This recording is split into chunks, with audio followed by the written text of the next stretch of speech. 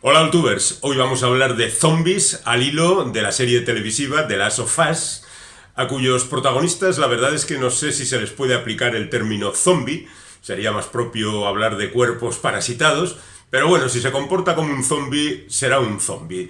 Y eso nos permite acercarnos a uno de esos personajes del cine de terror que, siendo el más humilde en su nacimiento, con el paso del tiempo ha ido desbancando absolutamente a todos aquellos que eran considerados como monstruos clásicos.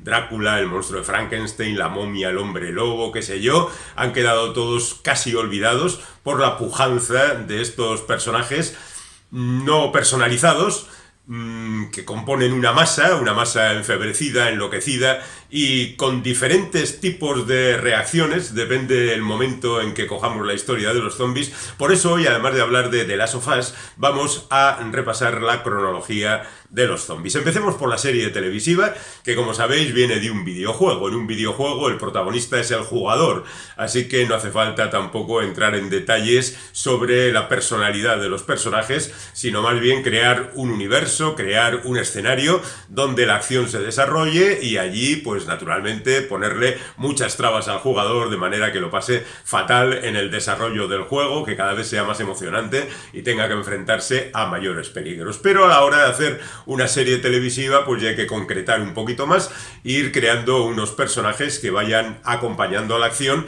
y que de alguna manera sirvan también para que el espectador se identifique con ellos y en consecuencia viva con ellos las penalidades que los guionistas les van a hacer vivir.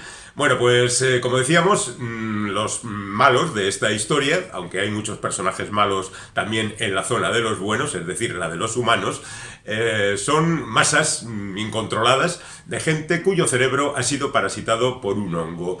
El primer episodio, el episodio piloto, es algo más largo de lo habitual, dura 1 hora y 20 minutos y empieza con una mesa redonda en torno a un hongo que puede llegar a apoderarse del cerebro de las hormigas, por ejemplo. Esto es un hecho científico real, y las convierte en sus esclavos, es decir, las convierte en zombies, que es como nacieron estos personajes en el original de la tradición vudú. Y como hay uno de los miembros de esa mesa redonda que dice que eso podría llegar incluso a pasarles a los humanos. Hay un salto en el tiempo y nos encontramos con el momento en que eso ocurre. Y para contárnoslo se centran en un personaje, en su hija, en su hermano, una familia en definitiva, que ve cómo a su alrededor van ocurriendo cosas sospechosas, amenazantes, peligrosas y desde luego muy muy asustantes. Así que, bueno, pues entran rápidamente en acción. Es un proceso muy rápido en el que van pasando cosas y la cámara va siempre siguiendo a uno de los personajes, de manera que no tiene el espectador una visión total de lo que está ocurriendo, salvo detalles fragmentarios que van componiendo un puzzle que al final acabará determinando la situación que inmediatamente nos encontramos cuando la acción da un salto de 20 años al futuro y ya nos encontramos con una sociedad totalmente alterada por la presencia de estos personajes y cómo los humanos, mientras tanto, han ido creando diferentes comunidades de gente más o menos protegida por un gobierno que no existe, con unos ejércitos que manejan este tipo de situaciones a través de fortalezas donde los zombies, es decir, los infectados, no pueden entrar. Por otra parte hay, claro, disidentes que están dentro de la propia organización humana, que crean nuevas ramificaciones y todos ellos se pelean entre sí. Y en ese territorio dejan bien claro que no va a haber piedad para prácticamente nadie, porque claro, el problema de este enemigo es que es numeroso, súper rápido, insisto en que es algo que no siempre ha ocurrido, y que además un leve mordisco en cualquier parte del cuerpo acaba convirtiendo al afectado en un zombie. Y otro personaje que está dispuesto a saltar sobre el cuello de cualquier individuo humano y rápidamente arrancarle un trozo de su cuerpo. Bueno, que es mucho peligro y de hecho en ocasiones incluso te da la sensación como espectador de que esto es imposible que salgan de ahí.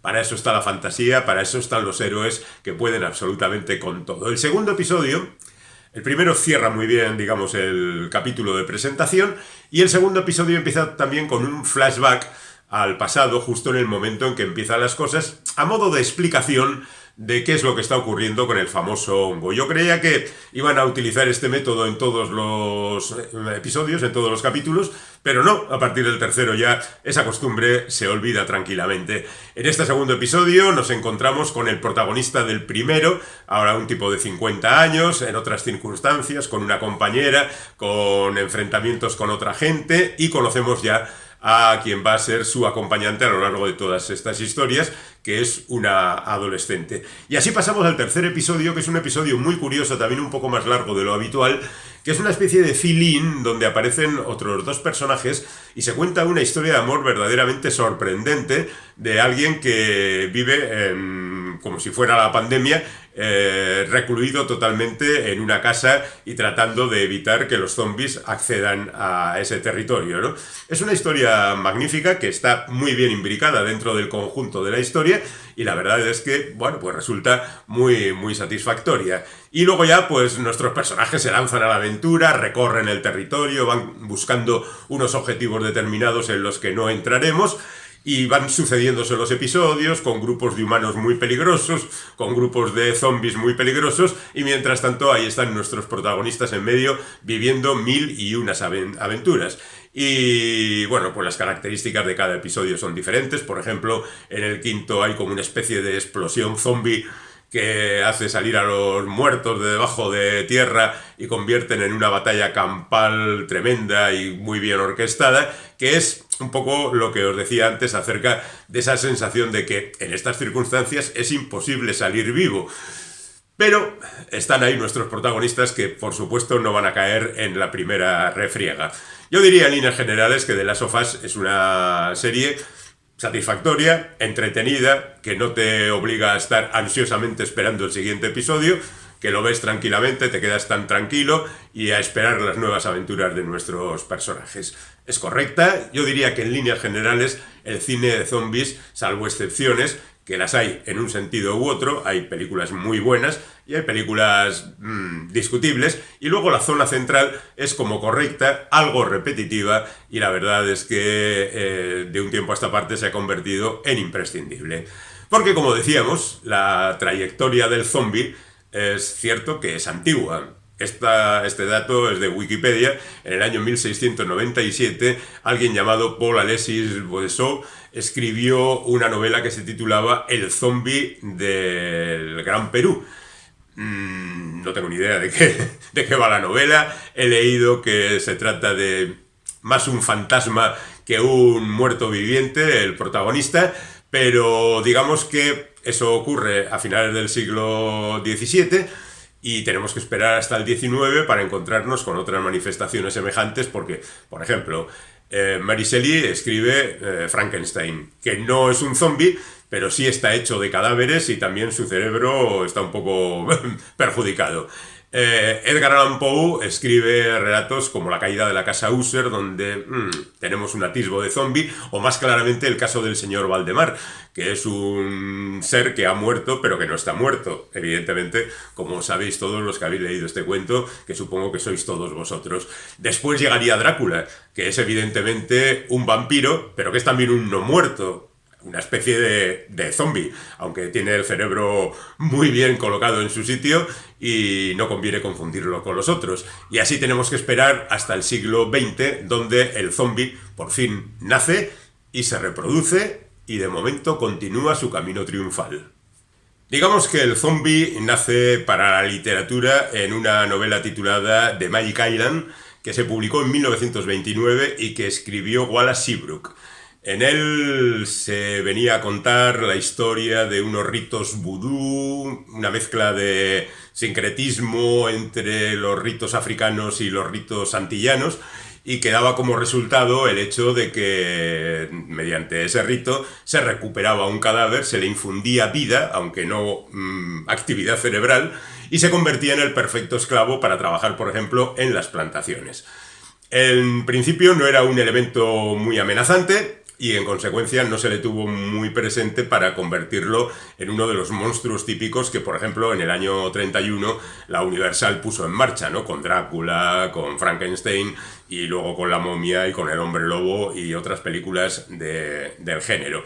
Pero ya en el año 32 llevaron la figura del zombie al teatro en una obra de teatro que se titulaba Zombie y que por supuesto desconozco totalmente, pero también en el año 32 nace la primera película de zombies, que no es otra que The White Zombie.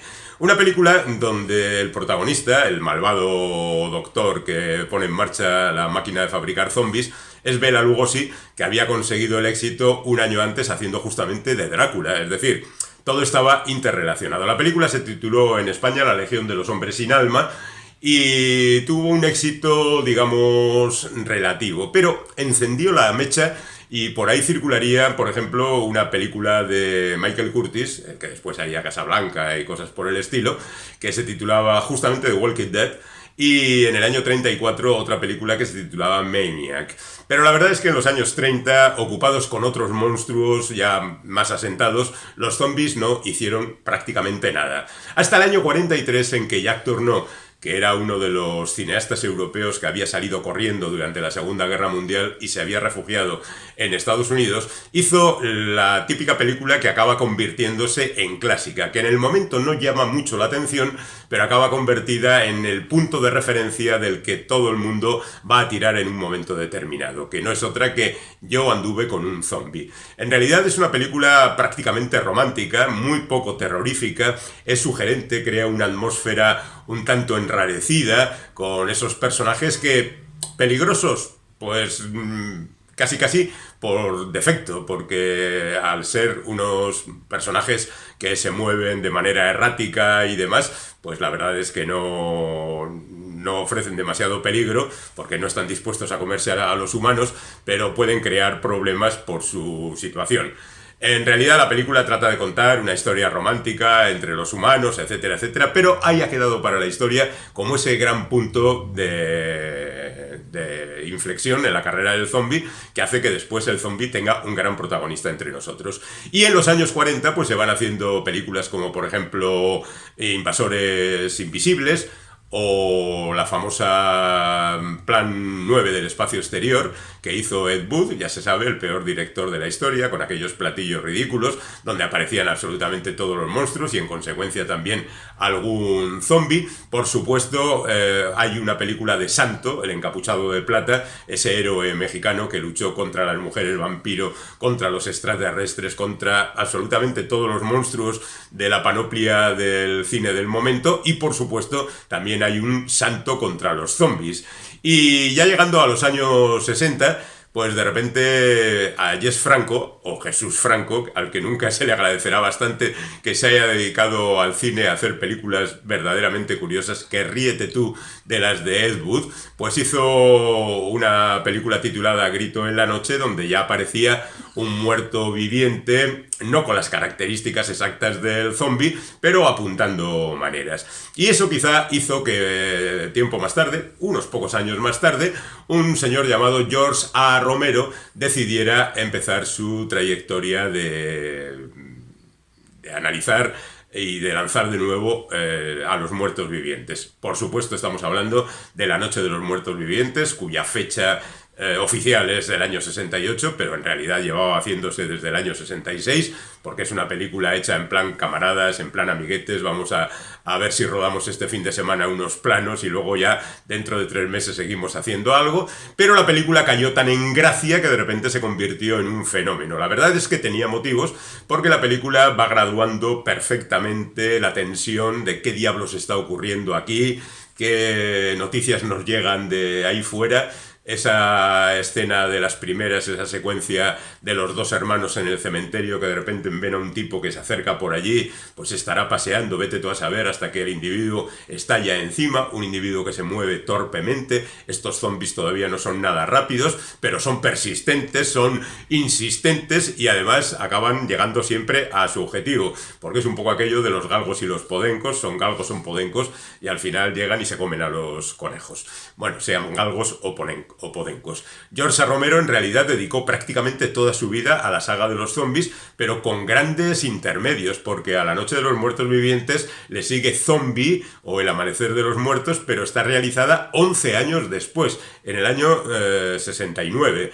Y la verdad es que es una película que mejora bastante el original. Después, El Día de los Muertos es del año 85 y tenemos que esperar otros 20 años para que vuelva con La Tierra de los Muertos, o todavía luego 3 años más para El Diario de los Muertos, y para que termine el ciclo en 2009 con La Resistencia de los Muertos. Pero estas ya son películas que pasan prácticamente desapercibidas. Las grandes son, evidentemente, La Noche de los Muertos Vivientes y Zombie, a la que llegaremos de alguna manera. Lo curioso es que el zombie encaja rápidamente en el cine español a principios de los años 70, ¿no? Porque, por ejemplo, hay gente como José Luis Merino o Armando de Osorio que van mezclando conceptos. Por ejemplo, utilizan como personajes terroríficos a templarios resucitados, en consecuencia zombies que van expandiendo el terror por aquí y por allá.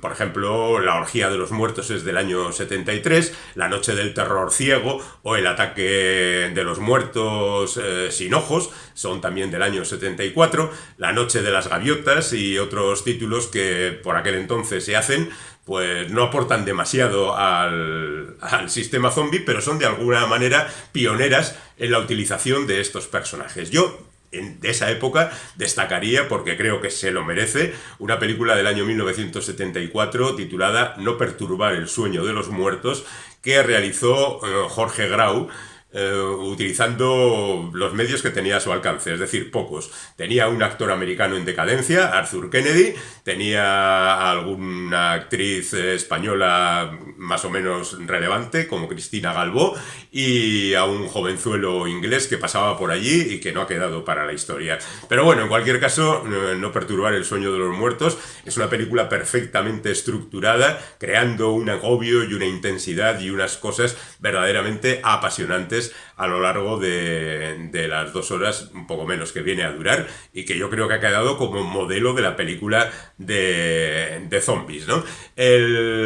Por entonces siguen haciéndose películas de este tipo y llegaríamos a Zombie, esa segunda película de Romero, que es ya más explícitamente y mejor construida, por supuesto, y mejor hecha, una película de semidenuncia, en el sentido de que la mayor parte de la película se desarrolla en un centro comercial, donde primero los humanos y luego los zombies intervienen, pelean allí en el mundo del consumo.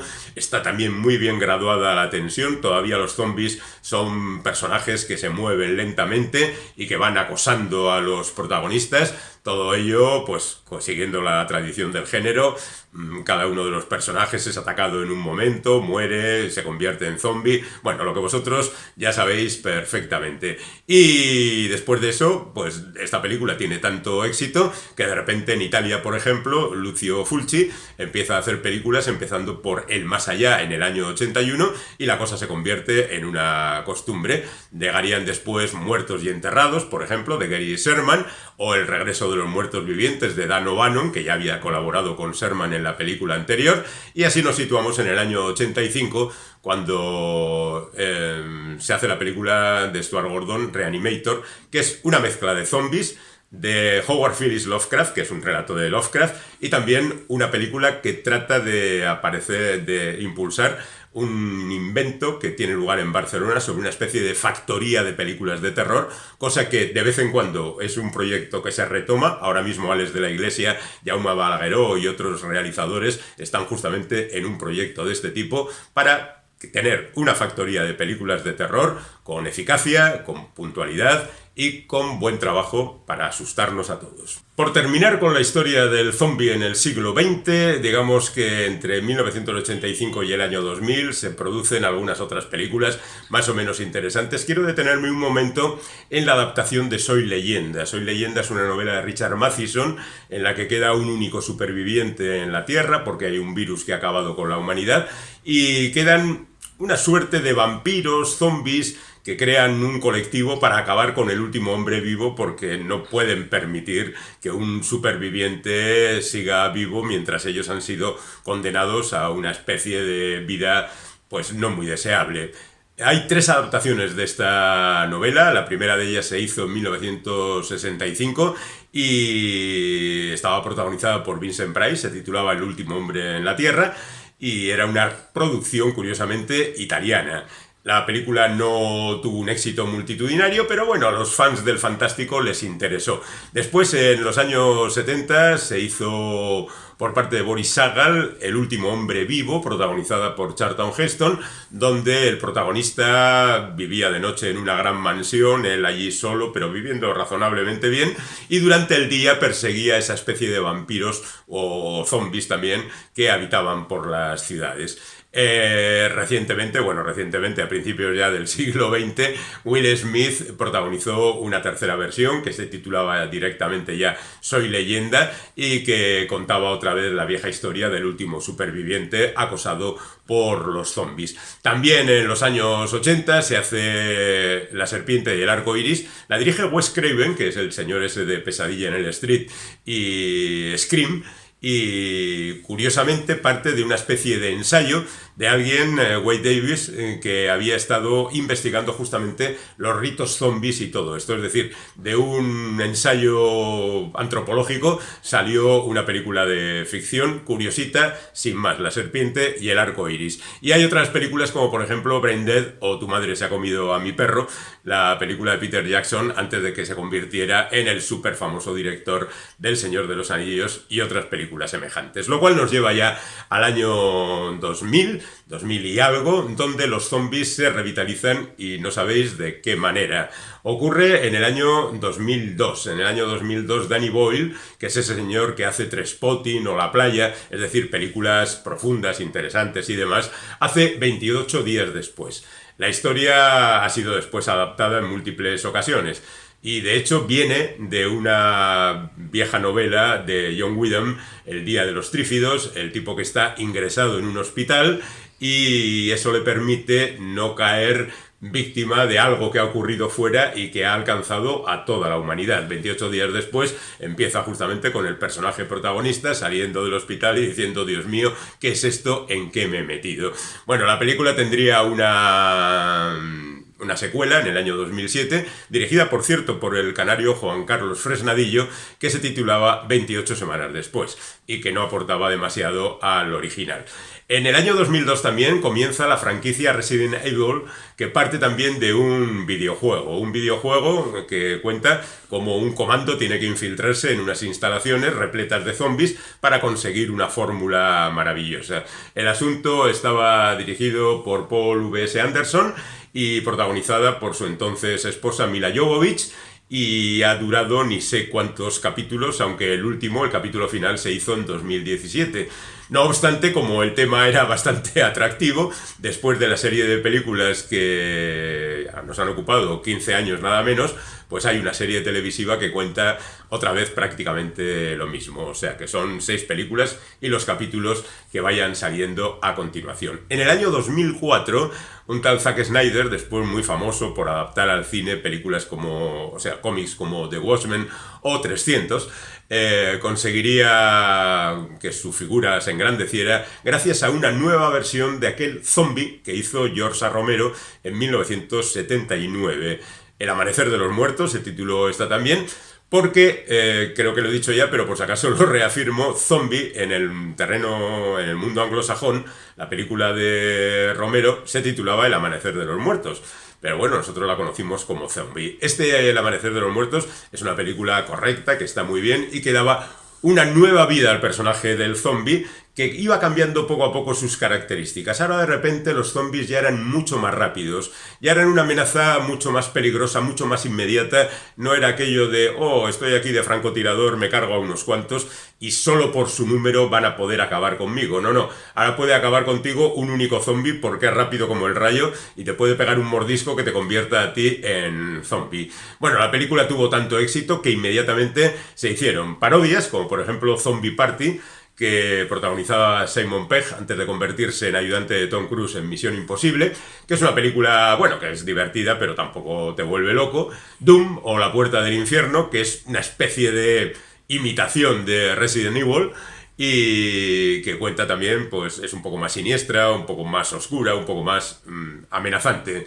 Tenemos el experimento de Robert Rodríguez con Planet Terror, que hizo con Quentin Tarantino, aquella especie de programa doble que luego en Europa fue desgajado.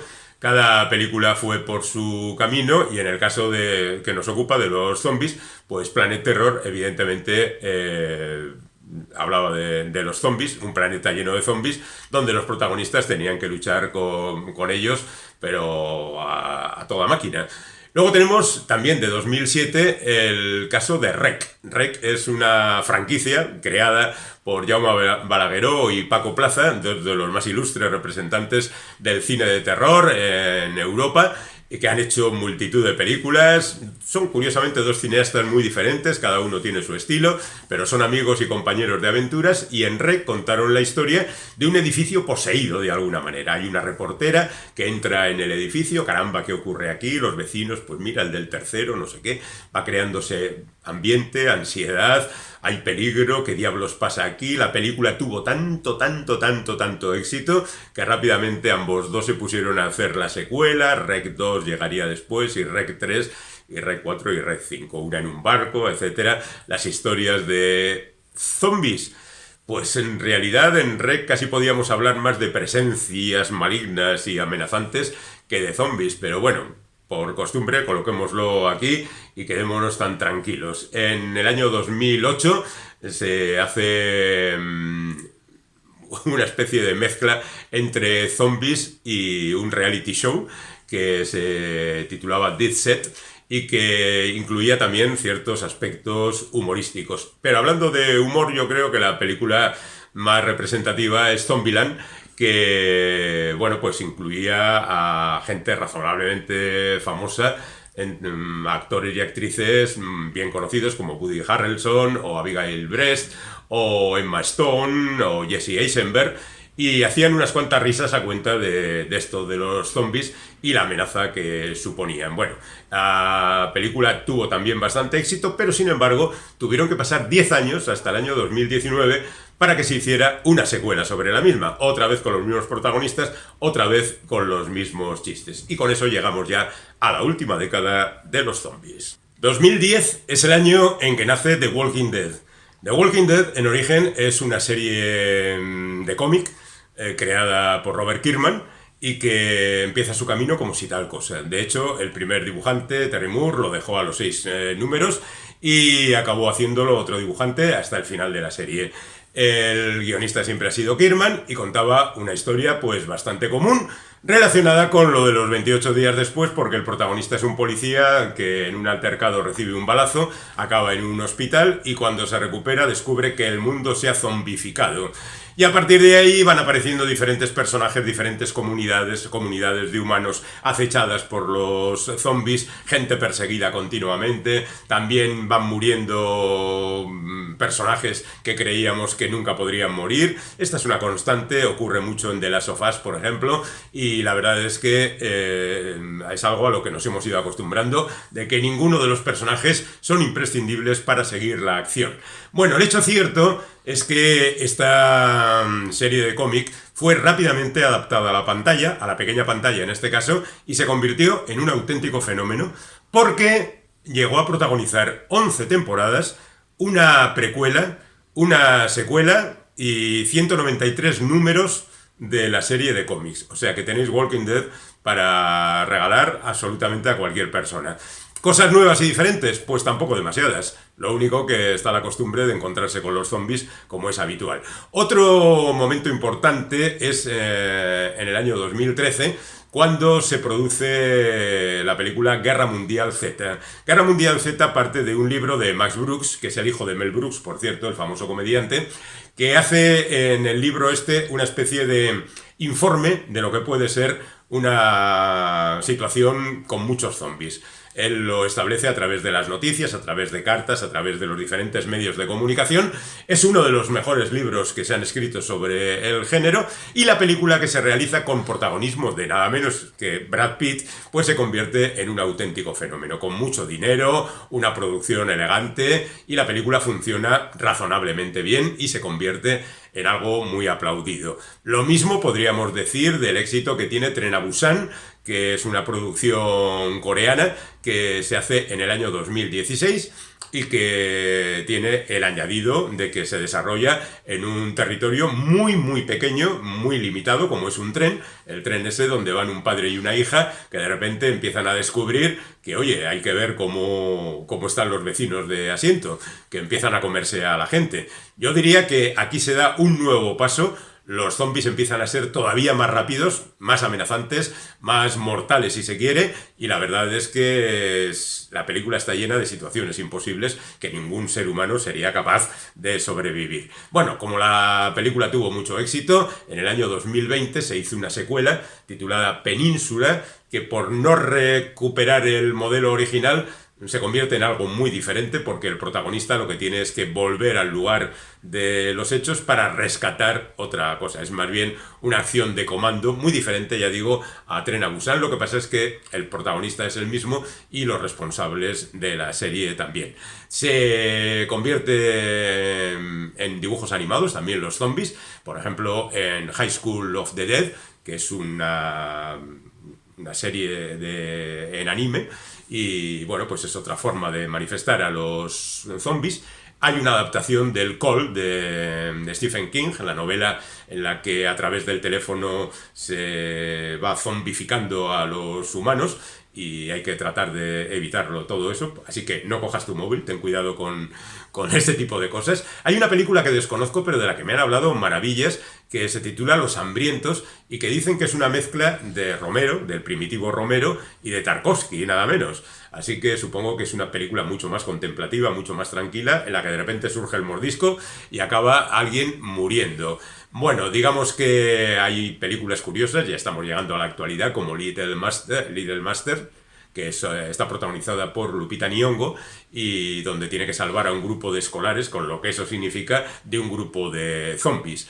Hay películas como Melanie, o La chica que lo tenía todo, que tenía todos los regalos, que se desarrolla en el mundo del pijerío adolescente.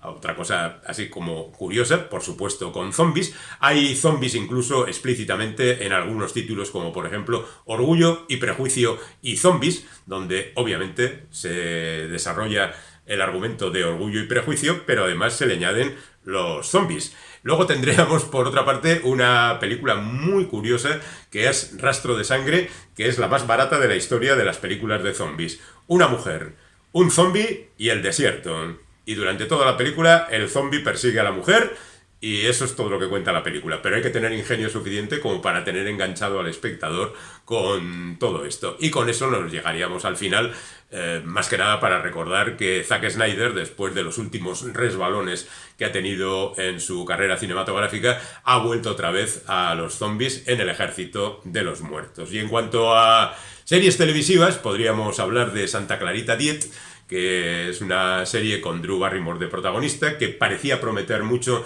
pero que se quedó en una única temporada. Es un poco los zombies en plan doméstico. O sea, ¿qué es lo que comemos hoy los zombies? Pues eso, con humor, con desparpajo y con la ridiculización del zombie, que en ocasiones es un personaje muy, muy, muy, muy severo.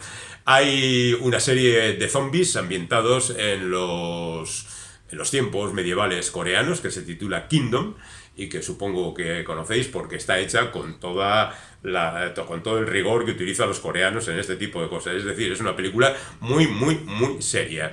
Luego tenemos, ya que estamos hablando de coreanos, la serie Estamos Muertos, que es una comedia juvenil con zombies, hecha en Corea, y que tiene todos los tics de las comedias juveniles. O sea, a ver si ligamos, a ver si conseguimos que nuestros padres no nos den la tabarra, pero hay zombies, entonces habrá que sobrevivir como sea.